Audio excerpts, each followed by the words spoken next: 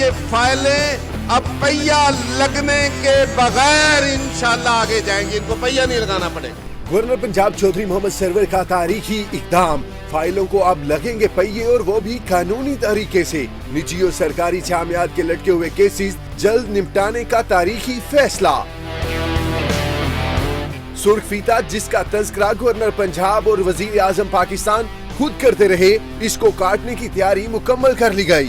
میں نے یہ ریئلائز کیا ہے کہ ہمارا انفارچونیٹلی سسٹم جو ہے، ہمارا جو سارا نظام ہے پاکستان میں، جو سارا جس کو ریڈ ٹیپ کہتے ہیں، جو سارا جو گورنمنٹ جس کا کام ہونا چاہیے فیسیلیٹیٹ کرنا پرائیویٹ سیکٹر کو، وہ سارا نظام ڈی جنریٹ کر کے خراب ہوتے ہوتے ادھر پہنچ گیا ہے کہ وہ ایک رکاوٹ بن گیا ہے ڈیولپمنٹ کے سامنے۔ یہ ہماری حکومت کا آپ سے وعدہ ہے اور یہ پرائم منسٹر عمران خان کی ویژن ہے کہ یہ فائلیں اب پہیا لگنے کے بغیر انشاءاللہ آگے جائیں گی، ان کو پہیا نہیں لگانا پڑے گا۔ کسی بھی نجی یا سرکاری یونیورسٹی کا کیس 10 دن سے زائد تاخیر کا شکار نہیں ہونا چاہیے۔ گورنر پنجاب نے بحیثیت چانسلر متعلقہ محکموں کو ہدایات جاری کر دیں۔ وائس چانسلرز اور ماہرین تعلیم نے فیصلے کو سراہتے ہوئے اسے فروغ تعلیم کے لیے تازہ ہوا کا جھونکا قرار دیا ہے۔